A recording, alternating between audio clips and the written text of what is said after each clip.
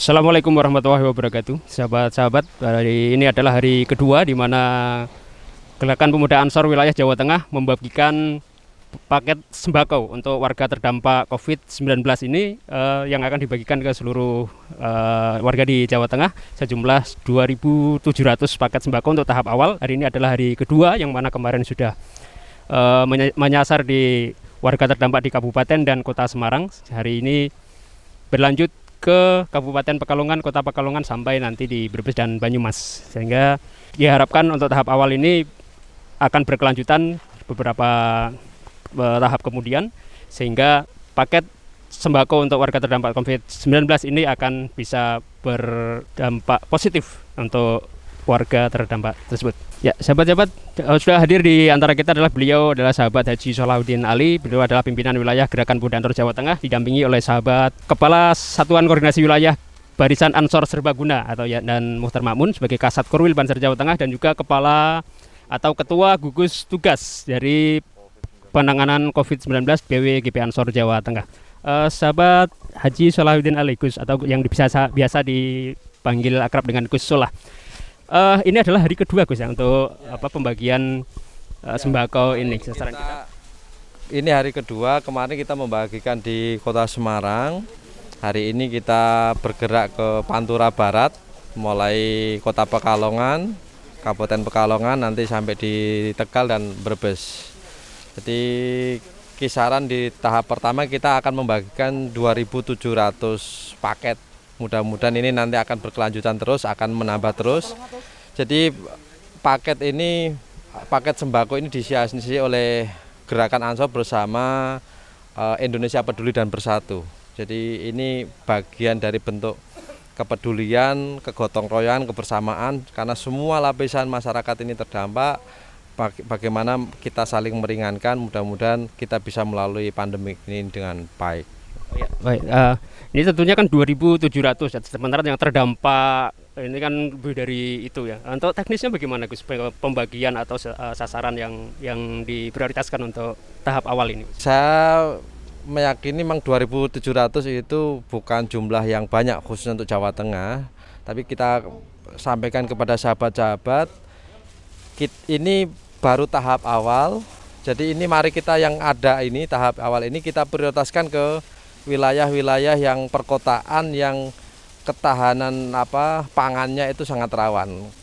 Mohon maaf kalau di desa untuk bertahan di dalam kondisi survival ini saat ini saya yakin insya Allah masih bisa bertahan. Jadi kita prioritaskan untuk yang wilayah-wilayah perkotaan.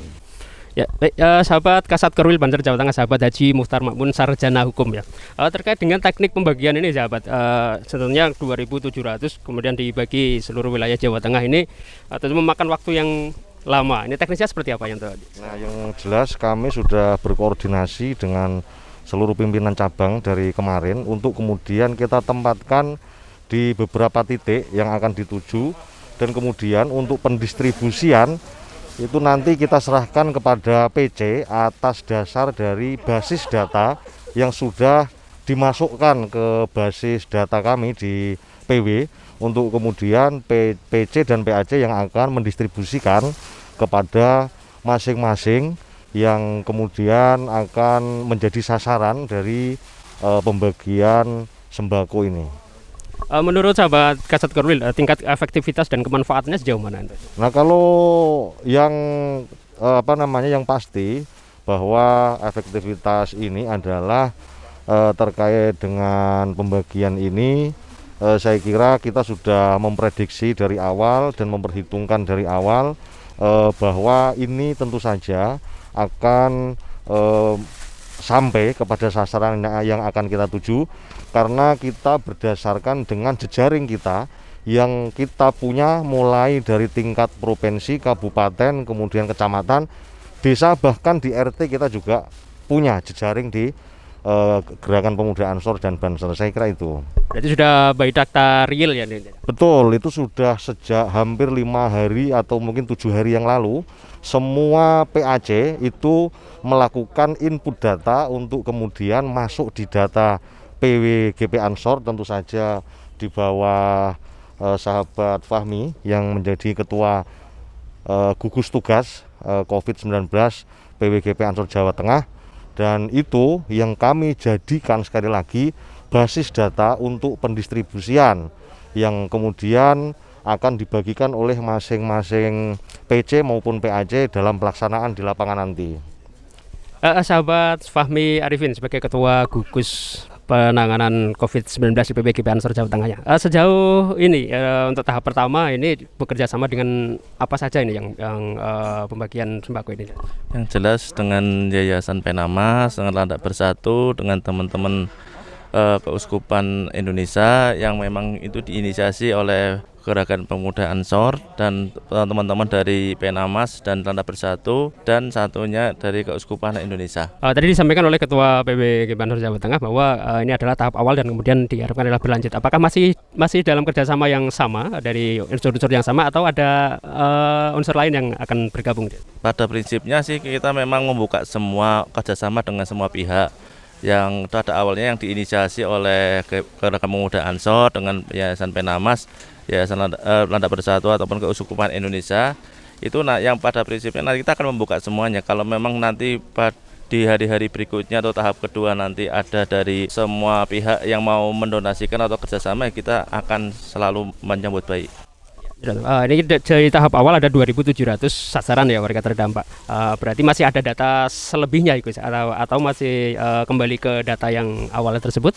Ya pada prinsipnya kita memang basis datanya kita memang dari semua PC-PC Ansor se-Jawa Tengah ya. Dari situ nanti kan berkembang juga.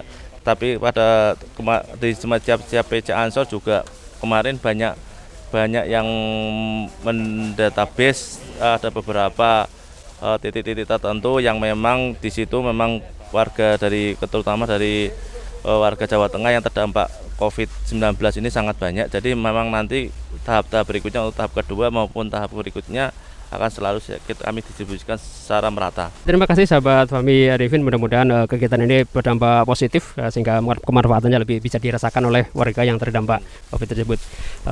Selamat bertugas dan salam satu komando.